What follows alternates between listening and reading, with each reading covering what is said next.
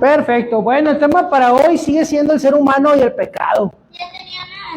El pecado en la vida de la raza humana. Ya, si lo vieron por línea la semana pasada, hablábamos algo acerca de Adán, ¿verdad? Del pecado que él cometió, de cómo nos afecta a toda la raza humana, y vamos a seguir disertando sobre lo mismo, sobre ese mismo punto. Y recuerden, si tienen alguna pregunta al respecto, anótenla y al final de la clase vamos a tratar de contestarla. Vamos a ver primero unas teorías en relación al pecado de Adán y de sus descendientes. Vamos a tratar de irnos a lo más relevante, ¿verdad? Porque hay unas teorías ahí medio raras. Los pelagianos niegan que haya una relación necesaria entre el pecado de Adán y el de sus descendientes. Los antiguos arminianos afirman que los seres humanos heredan la corrupción natural de Adán, pero que de ninguna manera son responsables del pecado de éste. Mientras que los arminianos posterior o wesleyanos creen que la corrupción innata del ser humano también incluye la culpa. Entonces, existen tres maneras diferentes de explicar la relación entre el pecado de Adán y el de sus descendientes. Y así como lo está platicando el autor ahorita, dice, a ver, pero el que pecó fue Adán, ¿por qué me quieres poner a mí la culpa, no? ¿Por qué voy a ser culpable yo de Adán? ¿Qué nos dice la Biblia? Que los padres serán culpables de sus pecados y los hijos de sus propios pecados, y que el padre no pagará por el pecado del hijo, ni viceversa. Entonces, ¿por qué? Entonces hay varias teorías acerca de eso, y es lo que vamos a ver el día de hoy. La realista dice que es la más antigua teoría de estas. Afirma que Dios originalmente creó una naturaleza humana general, la cual con el correr del tiempo fue dividiéndose en tantas partes como individuos hay. Entonces en esta teoría dice, pues vamos a decirlo así, Dios hizo un ser humano y ese ser humano era Adán. Y ahí estaba todo, ¿no? Todo Adán. Pero después, pues sacaron a Eva de Adán, ¿no? Entonces, la naturaleza del ser humano, pues se le pasó a Eva porque pues es parte de Adán. Pero además ellos tuvieron hijos. Entonces, la naturaleza de Adán que estaba en Eva, ahora también están en sus hijos. Por eso todos son culpables del pecado de Adán, porque originalmente pues es Adán, ¿no? Tú eres Adán, yo soy Adán, todos somos Adán, según esa teoría. Así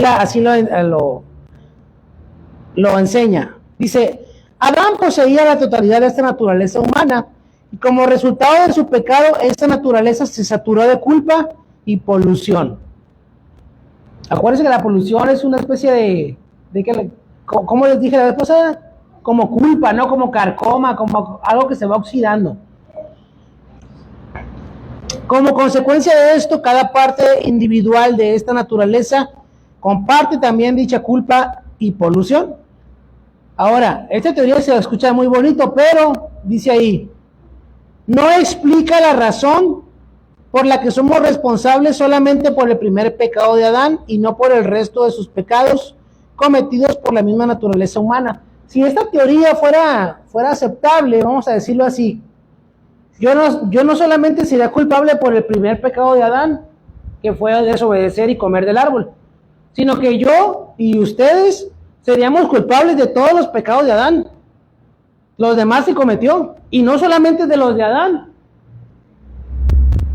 sino que de su papá, de su mamá, de su abuelito, de todos nuestros antepasados, también seríamos culpables nosotros de sus pecados. Y luego dice, tampoco responde a la pregunta de por qué Cristo no fue hallado responsable por el pecado de Adán, dado que ciertamente compartió la misma naturaleza que en Adán pecó. La naturaleza de Jesús, cuando se hizo ser humano, si esta teoría fuera cierta, no lo podríamos excluir. También tendríamos que decir, Jesús también pecó porque es parte de Adán, y como Adán pecó, pues estamos todos así, ¿no? Entonces, esta teoría, pues no nos da la respuesta. Aquí una teoría más, son tres, pero esta es la segunda, creo que es la que nomás nos acerca a lo que es la palabra, ¿no? Dice, según este punto de vista, Adán poseía una relación doble con sus descendientes.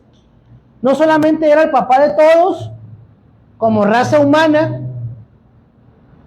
sino que también dice Dios le agregó la relación del pacto, en virtud de la cual Adán también fue asignado como representante de todos sus descendientes. Entonces, esta teoría dice, Adán no solamente es el papá de todos físicamente o naturalmente, sino como fue el primer ser humano, Dios con él hizo el pacto de obras. El pacto de obras lo estuvimos viendo en clases pasadas. El pacto de obras donde Adán es el representante, ¿qué dice ahí? De toda la raza humana, de todos sus descendientes. Es nuestro representante legal. Vamos a decir que Dios hizo un trato directamente con Adán. Y Adán no solamente con él como persona, sino como representante de todos nosotros. Y le dijo, si tú obedeces, puedes vivir aquí en el huerto del Edén para siempre. No hay problema. Pero si desobedeces, vas a morir. Ese era el contrato. Entonces, Adán nos representaba y obviamente pues Adán pecó. Y como nosotros somos representados por Adán, ahí entra todo el problema. Cuando él pecó en esta condición de representante, la culpa de su pecado fue naturalmente imputada a todos aquellos que él representaba. Y como resultado de esto, todos ellos nacen en un estado corrupto desde que nacemos.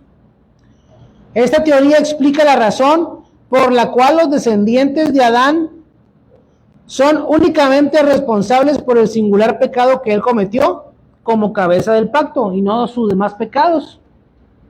Así que podemos decir que todos nosotros somos responsables del primer pecado de Adán, pero no de todos los demás. Porque en el primer pecado nos estaba representando a todos, pero en los demás era para él solito. Y luego dice, la razón por la que no son responsables por los pecados de sus antepasados. ¿Se imaginan? Si no podemos con nuestros pecados. Ahora que fuéramos responsables también por los pecados del papá, de la mamá, del abuelito, del bisabuelo, pues ahí nos vemos, ¿no? Y aquí está la última. Y la razón por la que Cristo, el cual no es una persona humana, ahorita voy a explicar eso, no comparte la culpa de Adán. Entonces, ¿Jesús es descendiente de Adán o no es descendiente de Adán? Pues no es descendiente de Adán porque fue engendrado por el Espíritu Santo. Comparte la naturaleza del ser humano porque Dios así lo formó en el vientre de María. Pero él no es descendiente de Adán. Entonces, por esa razón, Cristo no es imputado del pecado original de Adán. Y nosotros sí. ¿Ok? La teoría de la imputación mediata, bueno, esa la vamos a ver así más rapidito. Dice, además, al afirmar que nuestra corrupción moral no es imputada como pecado, se da a entender claramente que esta corrupción no sería culpa si no fuera imputada de esta manera, pero no existe corrupción moral alguna que no sea al mismo tiempo culpa y que no haga a la persona merecedora de castigo. Esta última dice más o menos que como ya viene la culpa desde Adán, pues nosotros prácticamente no somos culpables de nuestro pecado, ¿verdad? Pues si ya vengo mal de fábrica, ¿por qué me van a culpar? No, ya lo miramos clases pasadas también esto. Ahora, vamos a ver este punto B, el pecado original y el actual. A modo general, el pecado se divide en original y actual. El pecado original, en virtud de la relación que posee con Adán y su posterior a la caída, todos los seres humanos nacen en un estado y condición de pecado. Fíjese qué interesante, no sé si usted se ha puesto a pensar esto, pero antes de que Adán y Eva pecaran, desobedecieran, ellos no tuvieron hijos. Ellos tuvieron hijos una vez después que pecaron. Entonces quizá vamos a imaginarnos que el primer hijo de Adán y Eva lo tuvieron y después Adán y Eva pecaron. O sea que ese hijo hubiera nacido perfecto, sin el pecado original, ¿verdad? Y todos sus descendientes de él también estarían libres de pecado. Pero no, se esperaron a tener hijos para que todos nacieran en pecado. Qué gusto, ¿verdad? Y por eso no hay ni uno que la libre. Todos los seres humanos nacen en ese estado de condición de pecado. Y a eso se le llama el pecado original. Y es, dice ahí el autor, la raíz interior de todos los pecados actuales que corrompen la vida del ser humano. Entonces, el pecado original contiene dos elementos. Esto significa que la culpa del pecado de Adán nos es imputada. Entonces, primero es la culpa. El primer elemento es la culpa por ese pecado. Y esa culpa se nos imputa a todos nosotros. Somos igual de culpables que Adán, como si nosotros hubiéramos ido al huerto y comido del árbol que dijeron que no comiéramos. Dado el hecho de que Él pecó en calidad de representante nuestro, somos culpables en Él. Esto significa que el estado en que nosotros nacemos es de violación voluntaria a la ley y por consiguiente somos por naturaleza dignos de castigo. Todos, desde que nacemos, mi amigo, todos somos dignos de castigo. Y usted dirá, pero ¿cómo Dios acusa a los niños de pecado? ¿Qué no dice que el reino de los cielos es como ellos? Mire, la ley establece unas figuras que se llama inimputabilidad. Cuando una persona no está bien en sus facultades mentales o es menor, aunque cometa actos que vayan en contra de la ley, esas personas no se les puede culpar. Imputar es señalar. Como tú eres culpable, estás siendo imputada. También se dice indiciada por el índice. Imputar. Tú, y solamente tú. ¿Ok? Entonces, mis hermanos, sí, los niños nacen con ese pecado original, pero ellos son inocentes hasta que toman conciencia de sus propios actos. Mientras tanto son inimputables, no se les puede señalar como que lo están haciendo con la intención. Pero una vez que tomamos conciencia de nuestro ser y de las personas que nos rodean, nuestra propia naturaleza nos lleva a fallar de manera voluntaria, a desobedecer la ley de Dios. Y luego dice, los arminianos del siglo XVII y los defensores de la teología liberal moderna niegan que el pecado original incluya la culpa original. Pero este es ciertamente el caso de acuerdo a las claras enseñanzas de la Escritura. Vamos a leer Efesios capítulo 2, versículo 3, y alguien más busque por favor Romanos 5, 12. Fíjense lo que están diciendo ellos. Del siglo XVII decían, sí, todos tenemos el pecado original, pero no la culpa. ¿Qué culpa tenemos nosotros? Decían ellos. Pero la Biblia no dice eso. ¿Qué dice? ¿Alguien tiene Efesios capítulo 2?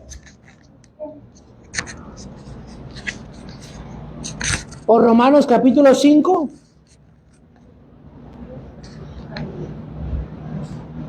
¿Cuál tiene, hermana Siria?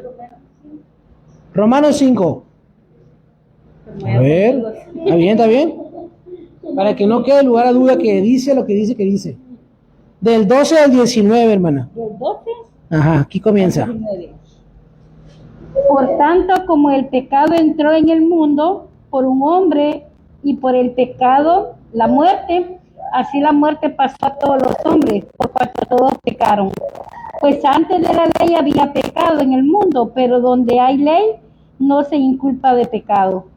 No obstante, reinó la muerte desde Adán hasta Moisés, aún en los que no pecaron, a la manera de la transgresión de Adán, el cual es figura del que había de venir. Pero el don no fue como la transgresión, porque si por la transgresión de aquel uno murieron, muchos abundaron, muchos más para los muchos la gracia y el don de Dios por la gracia de un hombre, Jesucristo. Amén. Bueno, los arminianos del siglo XVII decían, sí tenemos el pecado original, pero no somos culpables, no tenemos la culpa original. Pero acabamos de leer en Efesios, pero en Romanos, Dice, reinó la muerte. Si no fueran culpables, ¿por qué morirían? Si la Biblia dice que la paga del pecado es muerte. La sentencia del pecado es morir. Quiere decir que si mueren es porque sí son culpables. Es un hecho lógico. ¿Alguien tiene Efesios capítulo 2? ¿Ah? ¿Quién lo tiene? Entre los cuales también todos nosotros vivimos en otro tiempo en los deseos de nuestra carne, haciendo la voluntad de la carne y de los pensamientos. Y éramos por naturaleza hijos de ira, lo mismo que los demás. ¿Por qué? Por naturaleza. Nuestra naturaleza es esa. Sin lugar a dudas. Si usted ha leído el libro del Señor de las Moscas, dice que unos niños iban de paseo y se perdieron en una isla y quedaron ahí y iban a hacer una sociedad de puros niños y de repente se empezaron a matar entre ellos, sin adultos y sin reglas y sin nada. La naturaleza del ser humano es siempre eso. Como dicen, la ley de más fuerte, ¿no? Ok, entonces ya vemos la culpa. Ahora vamos a ver la polución. A los descendientes de Adán no solo se les carga la culpa de sino que también heredan de él su polución moral, su degradación moral. Eso es la polución. Algo que va en detrimento, cada vez decayendo. Dice, no solo se les priva de la rectitud original, sino que también poseen una inclinación innata y positiva hacia el pecado. Una vez más nos repite el autor, no solamente es que ya no somos tan perfectos como en un principio, sino que al contrario, como que siempre buscamos lo malo, como que no es más o menos, es siempre el ser humano va a buscar lo peor que pueda hacer. Denle vuelo a la hilacha y verá. Y existen dos puntos de vista en cuanto a esto. La depravación total. Dice, esto no significa que cada ser humano sea tan malo como pueda llegar a serlo, que sea incapaz de hacer el bien en ningún sentido de la palabra, y que no tenga absolutamente ningún sentido de admiración por la verdad, el bien y la belleza. Cuando habla de depravación total no significa que no sean buenas personas en un sentido normal. Y tampoco significa que no pueden hacer cosas buenas de vez en cuando, o que vean un arco iris y no puedan decir, ay, qué bonito arco iris. Dice, esto no significa eso. Significa sencillamente que la corrupción inherente se extiende a cada parte de la naturaleza del ser humano y que no existe absolutamente en él ningún bien espiritual que sea bueno en relación a Dios, sino solamente una perversión moral. Lo que quiere decir que espiritualmente hablando, el ser humano sin Cristo delante de Dios es lo peor que puede hacer. No importa si es buen vecino, si es una buena persona, si no se mete con nadie, si es buen trabajador, si ayuda a sus papás, si no tiene a Jesús, moralmente hablando, espiritualmente hablando, es lo peor que pueda suceder. O sea que no hay, si se fijan, no hay mucha diferencia. Sin Cristo, una persona que no se mete con nadie y un narcotraficante o un asesino, sin Cristo, son exactamente lo mismo para Dios. No hay distinción. Porque dice que hay una depravación total. Los pelagianos, los socinianos y los antiguos arminianos niegan esta depravación total, pero la Escritura la enseña claramente. Y vamos otra vez a Romanos capítulo 7, versículo 18. ¿Alguien más? Analí busca Juan capítulo 5, versículo 42. Y Andrea, por favor, busca Hebreos 3, 12. Y Miriam, busca, por favor, Tito 1, 15. Tito 1, 15. ¿Les di a todos? Romanos 7, 18, hermana. ¿Ya lo tienen? Ya.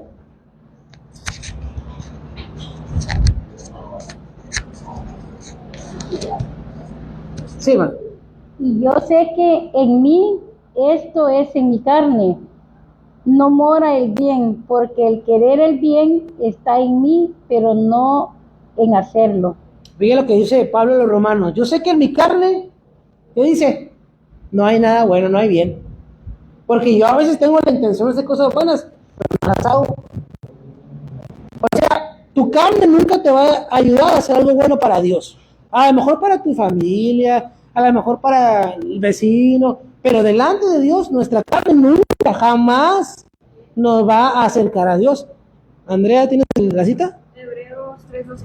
Mirad, hermanos, que no haya en ninguno de vosotros corazón malo de incredulidad para apartarse del Dios vivo. Que no haya en vosotros un corazón malo. El corazón, otra vez, ¿no? ¿Qué dice? Para quienes son puros, todas las cosas son puras, pero para quienes son corruptos y no aceptan la fe, nada hay puro, pues tienen la mente y la conciencia corrompidas. Fíjese, para los que son puros, todo es puro. Pero para los que son corruptos, todo es corrupto. Entonces, aquí hay una pregunta importante que tenemos que hacernos. Dice la Biblia que el que está en Cristo, nueva criatura es. Las cosas viejas pasaron y todas son hechas nuevas. Y dice la Biblia que una fuente no puede dar agua dulce y agua salada. Entonces, entendiendo este tema, el cristiano no es corrupto, el cristiano ha sido transformado. Y todos los pensamientos del cristiano son de cosas buenas. Siempre está pensando en el bien, siempre está pensando en lo que es para bien. Sin embargo, para los que no tienen a Cristo, que tienen el corazón negro, entenebrecido, como le llamamos ahorita, ese corazón malo, perverso, todas las cosas son malas. Y no hay nada que nos pueda acercar a Dios. ¿Qué dice ahí, Eneli? Juan 5:42 dice, mas yo os conozco, que no tenéis amor de Dios en vosotros. Jesús, reprendiendo otra vez a los fariseos, les dijo, yo los conozco, ustedes no tienen amor de Dios. O sea, andaban de carnales, no eran espirituales. Por eso dice el autor que aunque estas personas negaban esta depravación total, lo cierto es eso, pues que nosotros no nacemos con la elección de que si queremos servir a Dios o no queremos servir a Dios, no. Desde que nacemos, esa elección ya ha sido tomada por nuestra carne de no servir a Dios. Esto hace más valioso que Dios nos haya rescatado. Hace más valioso el sacrificio de Jesús. Primero, de venir a hacerse un ser humano. Porque como dijo el pastor el fin de semana, no sé si vio la película de Hércules, la caricatura, pero para un Dios venirse a hacerse un ser humano, eso es algo humillante. ¿Cómo me voy a hacer un ser humano si yo soy un Dios? Bueno, a Jesús no le importó. Él dijo, está bien, primer sacrificio, dejo de ser el Dios que está acá en la tierra, en el cielo, con el Padre, con el Espíritu Santo, y me voy a convertir en un ser humano. Número 1. Número 2, no se convirtió en un ser humano adulto. Él vino a nacer como cualquier ser humano. Lo que quiere decir que su mamá le tuvo que cambiar los pañales, le tuvo que alimentar, fue dependiente de alguien.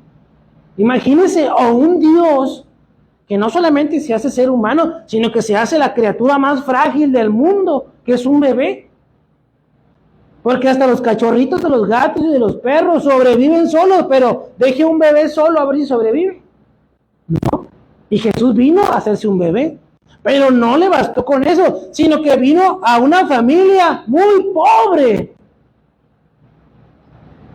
que tuvo que nacer en el establo, con los animales, así. ¿Alguien de aquí nació en el establo? No, ¿verdad? Pues si usted se consideraba pobre, Jesús era más pobre que usted. Y no solamente eso, dice que cargó en él el pecado de todos nosotros, la afrenta más grande para un Dios que es santo, santo, santo, aleluya. Y llevar mis pecados a tal punto que el Padre, que Jesús le dice, Padre, ¿por qué me has desamparado? ¿Se imagina el sentimiento de Jesús en ese momento cuando sintió que el Padre ya no lo podía ni mirar, que traía todos mis pecados colgados encima? La separación. Una separación que no había sucedido nunca, desde la eternidad, porque el Dios Trino siempre había sido. Siempre había estado el Padre, el Hijo y el Espíritu Santo, pero Jesús sintió una separación en ese momento por cargar nuestros pecados. Dígame si no es un sacrificio. Entonces hay una depravación en el ser humano de buscar de Dios. Es Dios quien busca al ser humano. La segunda parte de esto es la incapacidad total. Aquí nuevamente es necesario hacer una distinción. Por lo general, los teólogos reformados sostienen que el pecador es aún capaz de realizar el bien natural, el bien civil o la justicia civil, el bien religioso externo. Pueden realizar actos y manifestar sentimientos que merecen la sincera aprobación y gratitud de sus semejantes. Y que incluso en cierta medida reciben la aprobación de Dios. Pero cuando se examinan estas obras en relación a Dios, se descubre su defecto radical, dado que no las motiva el amor a Dios ni el deseo de obedecer su voluntad. Además, el ser humano no puede cambiar su predilección básica al pecado por el amor de Dios, a Dios, ni siquiera puede motivarse hacia tal cambio. Otra vez el autor nos vuelve a replicar lo mismo. Aunque querramos hacer lo bueno, cuando estudiamos las motivaciones de la persona que hace lo bueno, pero que no tiene a Dios, no está haciendo lo bueno para agradar a Dios, sino para quedar bien con las personas o ayudarlas. Que en cierta medida no está mal querer ayudar al prójimo, pero si somos conscientes de que fuimos creados para agradar a Dios, todo lo que hacemos lo tenemos que hacer, como dice la Biblia, como para el Señor. Y si no hacemos algo, por más bueno que sea, si no hacemos algo para el Señor, ya no estamos bien. Ya estamos fallando al objetivo por el cual hemos sido creados. Entonces dice el autor, no podemos cambiar nuestra predilección a hacer el pecado. Un ser humano no se levanta un día y dice, ya no voy a pecar ahora voy a amar a Dios. Eso no lo podemos hacer. Tal no lo podemos hacer como un muerto no puede decidir un día, ya no estar muerto. Ya no quiero estar muerto hoy voy a ser vivo. Y empiezan a... No se puede. Entonces otra vez caemos en cuenta de que si no haya sido por Jesús, usted y yo no estaríamos aquí en esta tarde. Porque tenemos una depravación total en nosotros, en nuestra naturaleza. Y tenemos, ¿qué más decía ahí? Una incapacidad total. Vamos a leer otra vez. Creo que mi hermana Siria estaba en Romanos, ¿verdad, hermana? Vamos a leer ahora el capítulo 8, versículos 7 y 8. ¿Quién estaba en Efesios? ¿Analí estabas en Efesios o quién estaba en Efesios? Analí, Efesios 2, capítulo 2, versículo 1, y también del 8 al 10 en el mismo capítulo. Andrea, Hebreos 11, 6, por favor. Y creo que Miriam estabas en Juan, ¿verdad? Tito, bueno, entonces te vas a ir a Juan, capítulo 1, versículo 13. Dice, ni siquiera puede motivarse el ser humano a cambiar. O sea, el ser humano sin Dios ni siquiera dice, quisiera agradar a Dios, ni siquiera eso. ¿Ok? ¿Quién lo tiene ya? ¿Acá? Por acá. Sí. Pero sin fe es imposible agradar a Dios, porque es necesario que el que se acerca a Dios crea que le hay, y que es galardonador de los que le buscan. Fíjese, sin fe es imposible agradar a Dios. Y dice, y es necesario que el que se acerca a Dios crea que le hay. O sea, desde que nos acercamos a Dios ya tenemos que tener fe. Pero ¿cómo nos acercamos a Dios cuando no tenemos fe? Cuando somos mundanos. No nos acercamos, no podemos. Estamos incapacitados. Dice Dios, ¿te quieres acercar a mí? Tienes que tener fe. Señor, pero no tengo fe. Entonces no te puedes acercar. Entonces no te quieres acercar porque no puedes. Porque la fe también es un don de Dios. También es un regalo de Dios el creer en Él. Es como que te da las llaves para que entres a su casa. ¿Quieres entrar a la casa? Sí, pero no puedo. Ahí te van. Ya tienes fe. Acércate. ¿Crees? ¿Qué más? ¿Qué dice Miriam? y son hijos de Dios no por la naturaleza ni los deseos humanos, sino porque Dios los ha engendrado.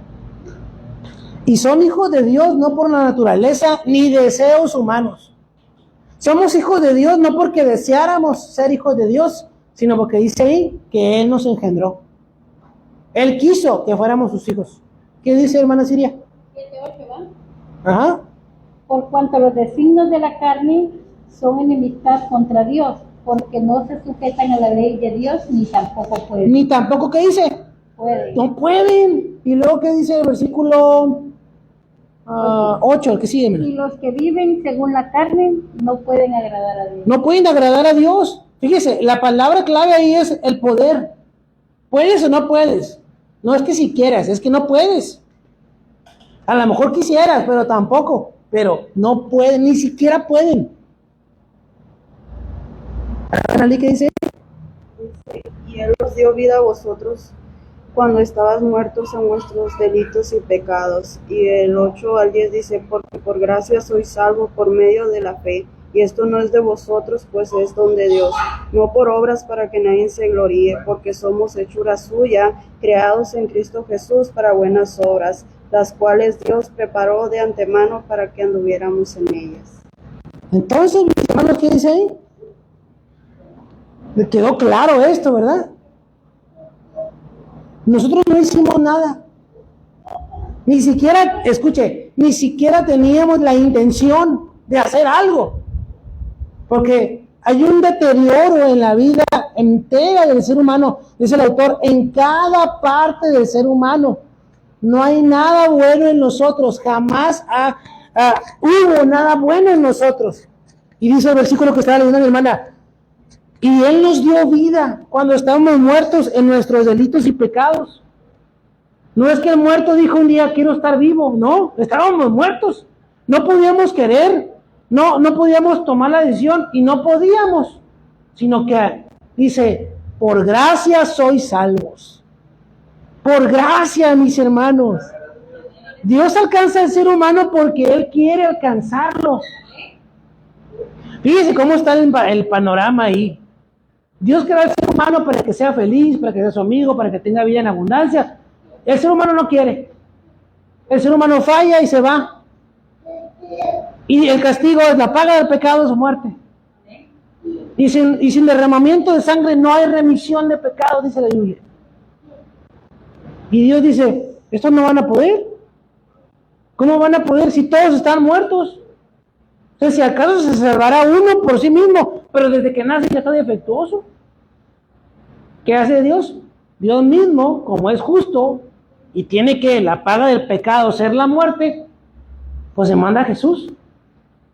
O sea, Dios mismo se encarna para cumplir con todos los requisitos, para hacer un nuevo pacto con el ser humano, para que tengamos la oportunidad de ser su familia. Y todavía nos atrae a Él, nos da por gracia la salvación. Está interesante. Yo siempre lo he visto así como que algo, como que es demasiado bueno. Como que yo le debo a alguien 4 o 5 millones de dólares y esa persona hace un cheque por 5 millones, me lo da, y yo lo agarro y se lo regreso, y ahí está, ya te pagué. Así yo lo veo. Yo nunca voy a poder pagar 5 millones, pero si Él mismo me los da para pagarle, así lo hizo Dios. No podíamos pagar nuestro pecado, pero Él mismo vino para que pudiéramos pagarlo. Y con eso se cumple su justicia, porque Dios es un Dios justo, y así que tiene que ser justicia. En eso se cumple su justicia. Y en su misericordia, pues nos regala la salvación.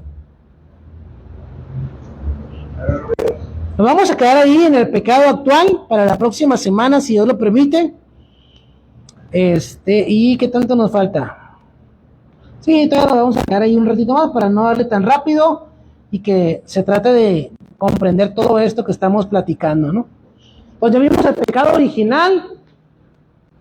Ahora vamos a ver la próxima semana, si Dios lo permite, el pecado actual. Y para los que están en casita, pues que Dios me los bendiga.